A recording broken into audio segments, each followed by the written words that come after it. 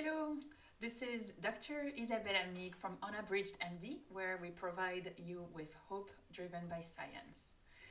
I am so excited to be here today. I had a very important question, and here it is. How did you start to love yourself? That's a really hard question to answer. The first answer is it took a long time. But not that long. It just took several months to really go deep within. The second is that it was a luck, in a way, some luck to get a chance to get cancer to go within me, because when you're afraid of dying, the ego goes away. Not completely, of course, but it goes away much more than in a general life when everything is fine. And so you actually can go a lot deeper when you don't have this nagging voice of the ego coming to you all of the time. And so I thought about this question very much because I think that, in my practice with my patients, as well as when I had this diagnosis of cancer, I realized that a lot of the time we feel angry about our body, but actually I think it's even more so angry about ourselves. And I have come across a lot of patients, and I'm sure it's actually a lot more, but a lot of patients, when I actually ask them, like, do you love yourself? They say no.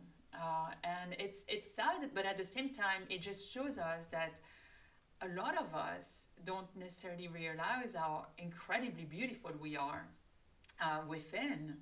And so, this question really resonated within me because that's really what I was looking, that I was looking for love during my cancer journey, and I thought the love was from outside, and that I was looking for some man that would love me. And it's not that I wasn't loved, but it's just that I didn't feel loved. And ultimately, I realized that it wasn't important, the love that came from outside. The most important love was the love that came from inside. And in terms of what really helped me, was to actually see myself from the outside. And so start seeing myself the way I saw my own friends. And so one of the questions I ask patients very often is, are you a good friend? And are you a good friend? And often, very often, I hear yes.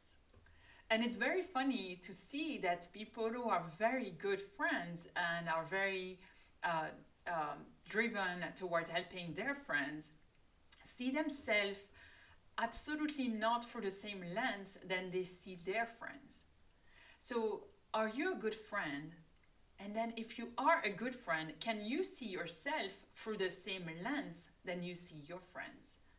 Because then you finally start seeing the beauty of who you are for what it really is. We're not talking ego here. We're talking about really deeply who you truly are. There is only one of us. There is only one of you. And you are, I really want to use that word, you are sacred. And if you can see the sacred in you, what's so incredible about you with the lens of a friend looking at you, you actually can realize how beautiful you are. And that can help.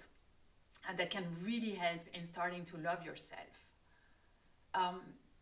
The other thing that really helped me was to forgive myself to any time that I had not been as good as I wanted to be. Because ultimately we are not perfect. We do the best with what we have at that moment. And the truth is that there is always a reason why we were not better and why we were not as like the way we wanted to be. So for example, a lot of struggle, for example, when it comes to diet, right? To nutrition. Sometimes we are not choosing the best, you know, food for us. But feeling guilty is not helping our body.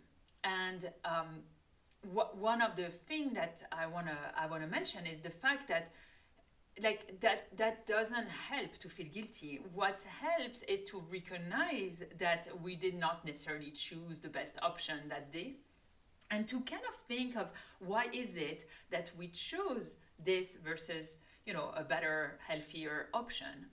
And the moment we start realizing what's the reason behind that choice is the moment we start realizing that we have, not that it's an excuses, but we have reasons why we had this choice versus this other one. And it allows us to understand how to be better the next time and be kind to ourselves with, this reason. So I always like to use kids analogy because I think that we are much more willing to have excuses for kids, toddlers, or even younger. And it doesn't mean that they are not tiring, but it just means we don't expect them then to be more Mother Teresa or Albert Einstein right away. We understand that they are growing and that they are learning. And I think it is the same thing for all of us. And the moment we start realizing that is the moment we start being kinder and more understanding toward ourselves. And it's also the moment we start realizing that we can be loved.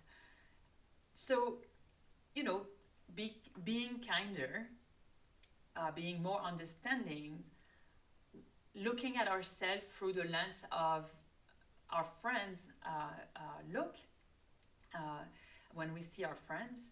And then some other things that can really help, loving it like ourselves a little bit more is to look at what makes us happy. What is really what makes us happy? I'm not talking about the fleet, the pleasure that, I don't know, winning a prize would have given us, or winning, having a first paper as an author in scientific, academic medicine, for example. But really what makes us truly happy, where, you carry that joy for a long time. Because being in that joy, being in that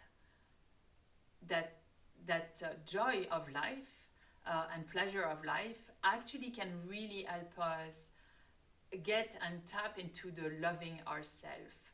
And I think that that's a very, very important thing, that we don't necessarily sit in the joy that we have in life.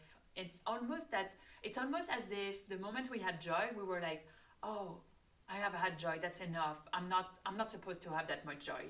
That's actually very interesting when it comes to sexuality. I'm definitely not an expert, but there is a lot of guilt when it comes to pleasure and sexuality, whereas we should actually just embrace it.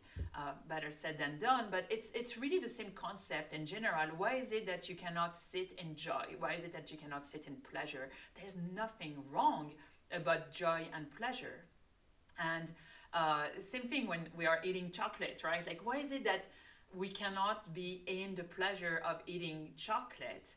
Because eating the chocolate for a long period of time, like this one piece of chocolate that we're gonna savor, that's actually in a way saying that I deserve this pleasure, I love myself, and I'm gonna give this piece of chocolate to myself at this moment and not feel guilty about it, right? Because if I feel guilty, that is for me, I'm going to eat it as fast as possible so that there is no evidence of what I just did.